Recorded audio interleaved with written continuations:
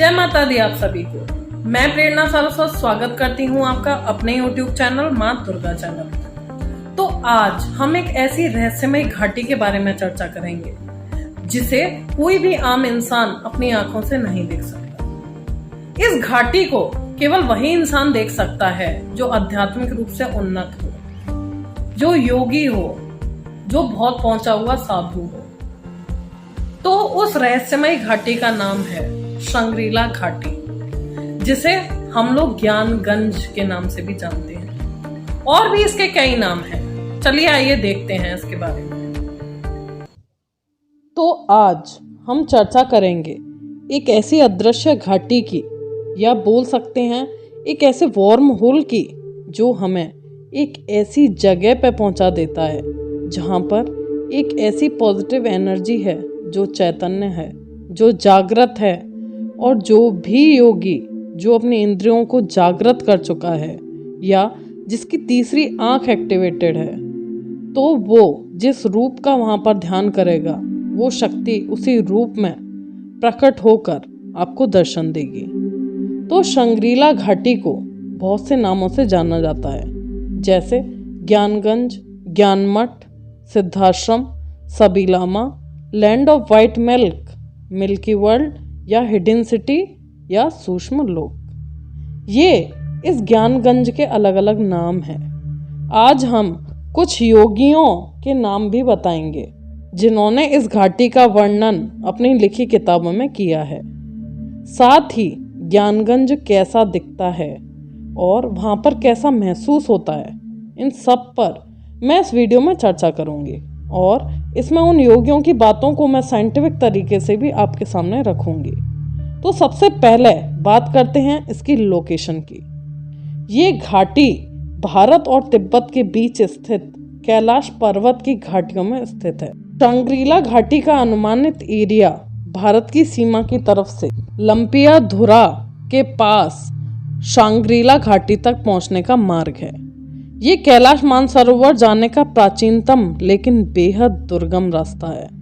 1962 में भारत चीन युद्ध के बाद लंपियाधुरा का रास्ता लगभग बंद हो गया है।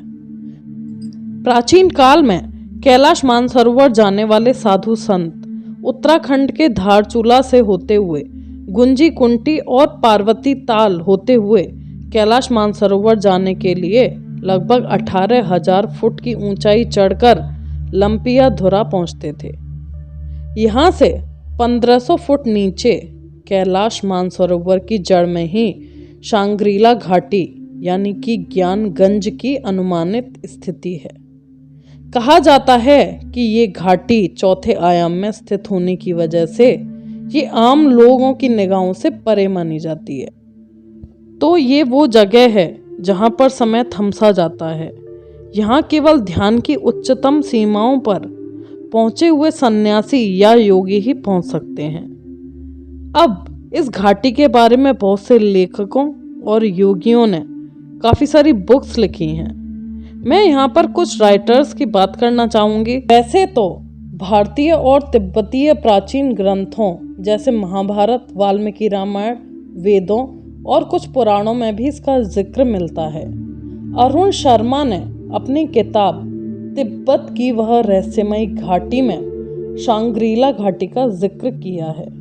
उनके मुताबिक युत्सुंग नाम के एक लामा ने उन्हें बताया कि शंग्रीला घाटी में काल का प्रभाव नगण्य है और वहाँ मन, प्राण और विचार की शक्ति एक विशेष सीमा तक बढ़ जाती है। युत्सुंग के मुताबिक वह खुद इस रहस्यमयी घाटी में जा चुके हैं। उनका दावा है कि वहां न तो सूर्य का प्रकाश था और न ही चंद्रमा। चारों तरफ एक दूधिया रहस्यमय प्रकाश फैला हुआ था। तिब्बती भाषा की एक बुक काल विज्ञान में भी इस घाटी का जिक्र मिलता है। यह बुक आज भी तिब्बत के तवांग मठ के पुस्तकालय में रखी हुई है। इस जगह को धरती का आध्यात्मिक केंद्र भी कहा जाता है। इसका जिक्र जेम्स हिल्टन नाम के राइटर ने भी किया है। लॉस्ट हॉरिजॉन नाम की एक बुक में उन्होंने इसका जिक्र किया है।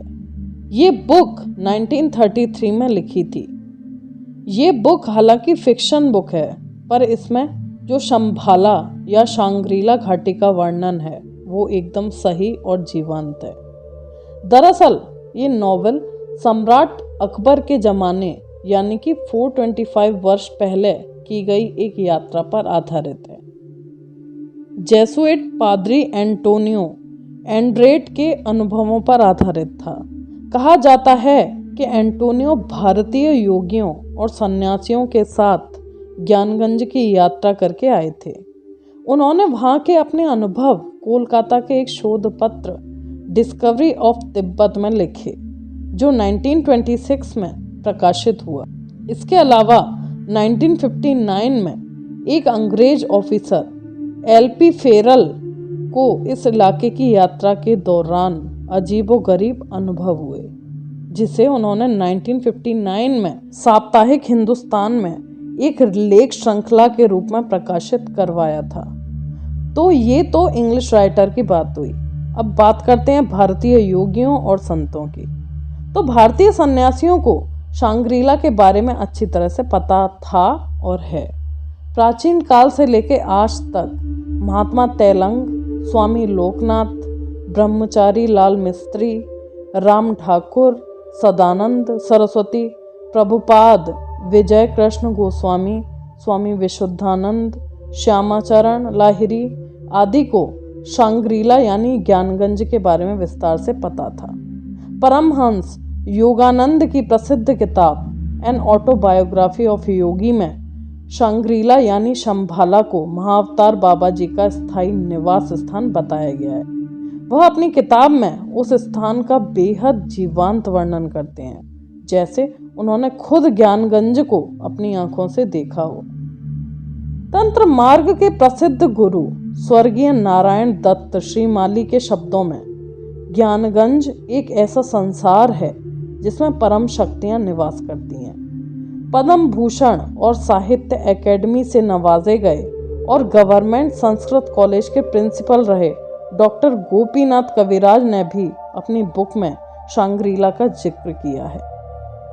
तो ये पार्ट अब ज़्यादा लंबा हो जाएगा, इसलिए मैं आगे शांग्रीला घाटी का जीवंत वर्णन करूंगी, जिसे मैंने एक बुक से पढ़ा है। तो अब मैं इसका पार्ट 2 लेके आऊंगी, जिसमें मैं आगे इस घाटी के ऊपर और चर्चा करूंगी। तो इसी के साथ मैं अपना ये वीडियो यहाँ पे समाप्त करती हूँ। आपको अगर ये वीडियो पसंद आए तो चैनल को लाइक, सब्सक्राइब और शेयर करना मत भूलना। जय माता दी, हर हर महादेव।